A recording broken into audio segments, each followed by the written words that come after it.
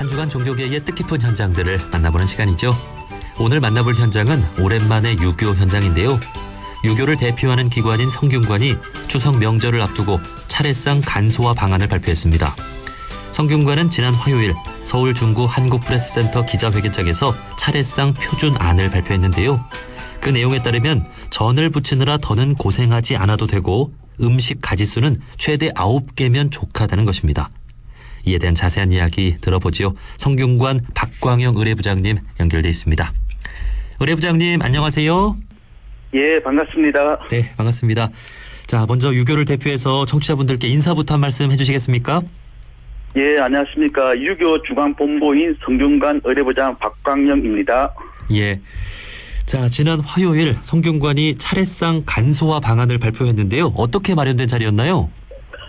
사실 그동안 유교가 우리나라 역사를 통해 가지고 오랫동안 이제 중요한 역할을 해왔으나 현대화되는 과정에서 이제 왜곡되어 가지고 뭐 허례허식이라든지 이런 재래 문화에 대해서 많은 부정적인 이미지가 강해졌고 그리고 이제 명절이 가족 사이의 어떤 갈등을 초래한다는 어떤 그런 주요 원인으로 지목되고 해가지고 이러한 어떤 그 잘못된 그런 현상을 갖다가 우리가 바로 잡기 위해서 근데 이거는 사람들이 차례 문화에 기반하고 있음을 갖다 저희가 절감해가지고 네. 그래서 이제 이 현실에 대한 어떤 문제 제기를 계기로서 차례 문화 바로 알기 사업 일환으로서 저희가 여러 가지 이제 전문가들과 이제 회의도 하고 그다음에 이제 전문기관의 어떤 그런 설문조사를 바탕으로 해가지고 이렇게 이제 심사숙고한 끝에 차례상 간소화 방안을 저희가 발표하게 되었습니다. 네. 우리가 명절이 되면 차례를 드리는데 이 차례의 본래 의미를 잘 모르는 분들도 있는 것 같거든요. 이 차례는 어떤 의미로 하는 것인지 간단히 소개해 주신다면요.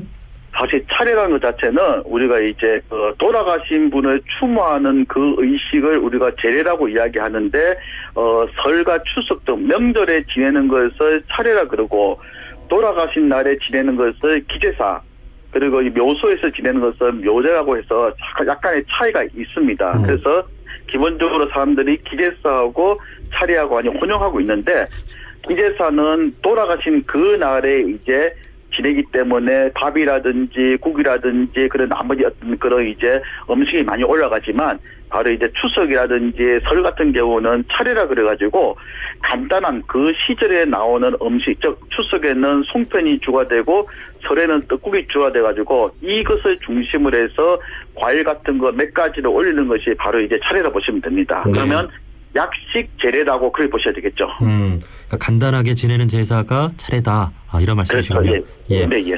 자, 이번에 차례상 표준안을 발표를 했는데 그 이전에는 차례상 표준안이라는 게 없었나요?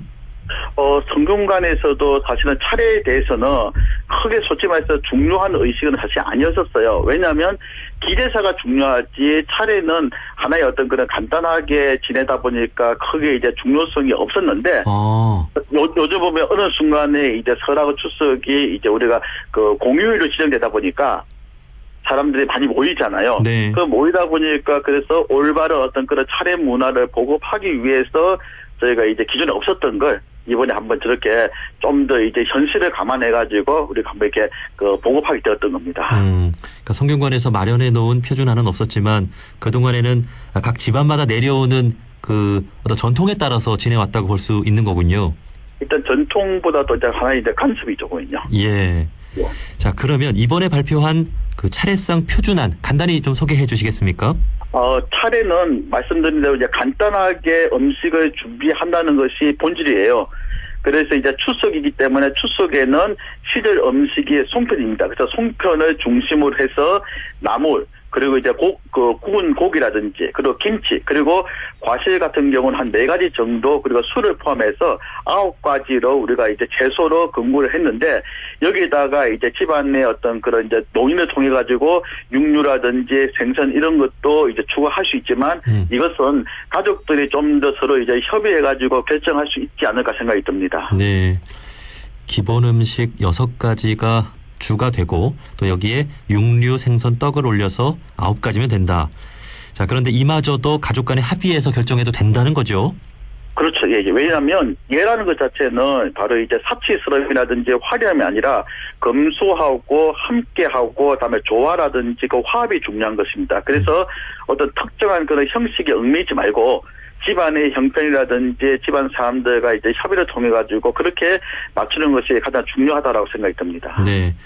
자, 그리고 명절하면 가장 먼저 떠오르는 풍경 중에 하나가 우리 어머님들이 그 전을 부치는 풍경인데 이 전을 부칠 필요가 없다라고 발표한 것도 하나의 어떤 포인트가 되지 않을까 싶은데 전 부치는 거 그동안 그러면 우리가 왜 해왔을까요?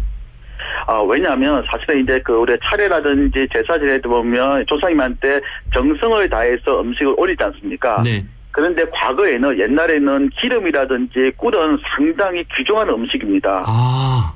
일반 백성들이 쉽게 구할 수 있는 음식도 아니고 정말 이제 그 관직이 있는 그런 분들만도 쉽게 이제 그분들도 구하기 어려운 어떤 그런 상황이기 때문에 그래서 요즘에는 꿀이라든지 기름이 쉽게 구할 수 있지만 옛날에는 어려운 귀한 음식이다 보니까 이렇게 귀한 음식을 가지고서 음식을 만드는 것이 상당히 힘들겠죠. 그래서 예. 우리 어떤 그런 선비들 예를 들면 태계 선생이라든지 이런 분들조차도 백성들이 쉽게 구할 수 없는 그런 어려움을 가지고서 음식을 하는 것 자체도 좋은 모습은 아니다. 왜냐하면 제례라는 것 자체는 금수함이 주가 되는 거니까 그래서 저를 갖다가 하지 말라는 어떤 그런 말이 있는데 실제로 오늘날에는 우리가 이제 기름은 쉽게 구할 수 있지 않겠습니까? 네. 그래서 우리가 이제 전을 갖다가 무조건 하지 마라 그런 말이 아니라 과거에 이제 우리가 차례 문화에서는 이제 전을 사용하지 않은 것이 맞는데 지금 현실에서는 좀 더 이제 가족들이 함께 할 수 있는 상황에서는 해도 되는데 전을 굽는 것 때문에 가족들이 불화가 일어난다고 하니까 그런 현실이 안타깝기 때문에 저희들이 이 말을 갖다가 하게 된 겁니다. 네. 과거에는 이 기름에 전 부쳐 먹는 게 참 귀한 음식이어서 우리 조상님들을 생각하면서 이 귀한 음식을 명절에만 먹을 수 있고 그렇게 조상님들께서 대접해온 거군요. 네. 네. 그런데 이런 것으로 인해서 많은 분들이 또 어려움을 호소하다 보니까 이제 성균관에서 이런 발표까지 한 건데 사실 그 오래전부터 명절 증후군 뭐 이란 말도 있지 않았습니까?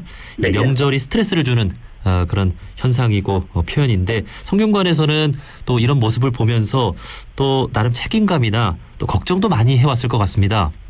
사실 아무래도 제례 문화를 갖다가 이제 보급하고 지키는 것이 성균관이다 보니까 참 이게 안타까운 현실인데 지금도 명절을 앞두면 이제 차례라든지 그런 예법에 서 많은 상담도 오고 언론사에서 이제 경쟁적으로 막 인터뷰를 요청하고 있습니다. 중요한 것은 명절 특히 차례의 어떤 본질이 우리가 올바르게 아는 것이 중요하지 사실 어떤 특정한 형식이 중요한 것은 아니라 생각이 듭니다. 그래서 앞으로 보면 이제 올바른 차례 문화 정립을 위해서 좀 더 이제 체계적으로 그리고 이제 어떤 합리적으로 저희가 이제 교육이 필요한데 이런 부분에서 저희 성균관이 좀 더 이제 관심을 가지고 한번 그렇게 할 수 있는 방안을 갖다가 만들어 보려고 하고 있습니다. 사실 조금 제가 좀 비관한 이야기인데 만약에 인기 연예인이라든지 이런 분들이 성균관에서 보급하는 차례를 갖다가 홍보한다든지 그러면 많은 국민들이 너도 나도 따라하지 않을까 하는 그런 예. 아쉬움도 있습니다. 아, 그렇군요. 자, 이러한 명절의 본의를 잘 살리고자 하는 성균관의 이런 홍보가 잘 되고 많은 분들이 좀 알아주셨으면 좋겠습니다.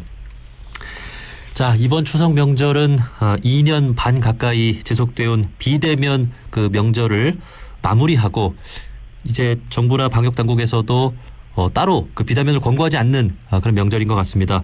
네. 자, 오랜만에 가족들끼리 모이는 그런 명절이 될 텐데 마지막으로 우리 명절 문화의 본의를 어떻게 좀 잘 이어나갔으면 좋겠는지 우리 청취자분들께 하고 싶은 말씀 한 말씀 해주시죠.